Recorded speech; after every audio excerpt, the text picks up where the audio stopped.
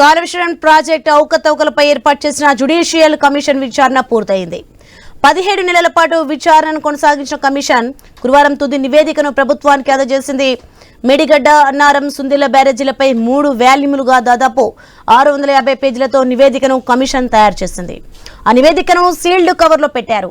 గురువారం కమిషన్ కార్యాలయానికి వచ్చిన ఇరిగేషన్ శాఖ ముఖ్య కార్యదర్శి Rahul Bojja, commission chairman justice PC ఘోష్తో అరగంట పాటు సమావేశమయ్యారు.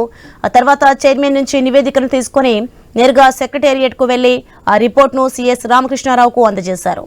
నివేదిక వచ్చిన సమాచారాన్ని సీఎం రేవంత్ రెడ్డి, ఇరిగేషన్ శాఖ మంత్రి ఉత్తమ్ కుమార్ రెడ్డికి తెలియజేసిన సిఎస్ ఆ రిపోర్ట్ను లాకర్లో భద్రపరిచారు. ఈ క్రమంలో నేడు సీఎం రేవంత్ కు మంత్రి ఉత్తమ్ అందజేయనున్నారు. సీల్డ్ కవర్లో ఉన్న నివేదికను కేబినెట్ లో పెట్టి చర్చించే ముందే ప్రభుత్వం ఓపెన్ చేయనున్నారు. రైట్, ఇదే అంశానికి సంబంధించి మరింత సమాచారం మా ప్రతినిధి స్వామి ఫోన్లలో అందిస్తారు. స్వామి, కాళేశ్వరం ప్రాజెక్టు అవకతవకలపై ఏర్పాటు చేసిన జ్యుడిషియల్ కమిషన్ విచారణ పూర్తయింది. దీనికి సంబంధించిన డీటెయిల్స్ ఏంటి?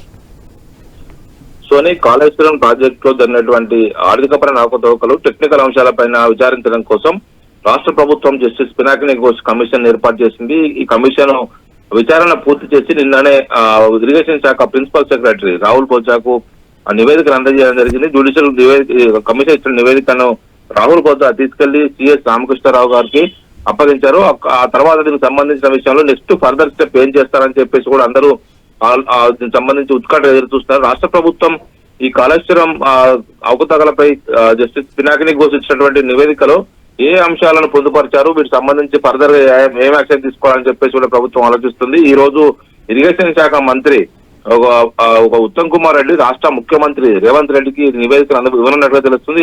నివేదికను పూర్తిగా పరిశీలించిన తర్వాత నివేదికలోని అంశాల పట్ల ఒకవైపు కేబినెట్ లో చర్చించి దీన్ని తర్వాత ఏం చేయాలి, లేకపోతే అసెంబ్లీలో చర్చకు పెట్టాలా, లేకపోతే దీనికి సంబంధించిన బాధ్యులపైన ఎలాంటి చర్యలు తీసుకోవాలనేది కూడా ప్రభుత్వం ఆలోచిస్తుంది. దీనికి సంబంధించి కమిషన్ ఇచ్చిన నివేదికలోని అంశాలను ముందుగానే పూర్తిగా చర్చించిన తర్వాత ఒకవైపు అవసరం అనుకుంటే దీనిపైన మరొక సిఐడి దర్యాప్తు కోసం రాష్ట్ర ప్రభుత్వం వేసే అవకాశం ఉన్నట్లు తెలుస్తుంది. 3 బ్యారేజీల్లో ఉన్నటువంటి నిర్మాణాల్లో లోపాలు, ఒకవైపు వాటి ఎవరి ఇష్టాల ప్రకారం నిర్మించారు, ఇంజనీర్ల నుంచి మొదలు పెడితే ఒకవైపు ఉన్నత స్థాయి కేబినెట్ వరకు ఉన్నటువంటి వ్యక్తుల ప్రమేయం ఉన్నదా, పూర్తి స్థాయిలో దీనిలో దర్యాప్తు చేయడం కోసం ప్రభుత్వం ఇప్పటికీ జ్యుడిషియల్ కమిషన్ వేసింది. కమిషన్ లో వచ్చినటువంటి వివరాల ఆధారంగా ప్రభుత్వం ఫర్దర్ గా ముందుకు పోయే అవకాశం ఉన్నది. ఇప్పటికే ముఖ్యమంత్రి రేవంత్ రెడ్డి మొదటి నుంచి కూడా దీనికి సంబంధించి విద్యుత్ కొనుగోలుపైన సంబంధించి జస్టిస్ లోకూరు ఆధ్వర్యంలో ఒక కమిటీ వేశారు. అది కూడా ఇప్పటికే నివేదిక ఇచ్చింది.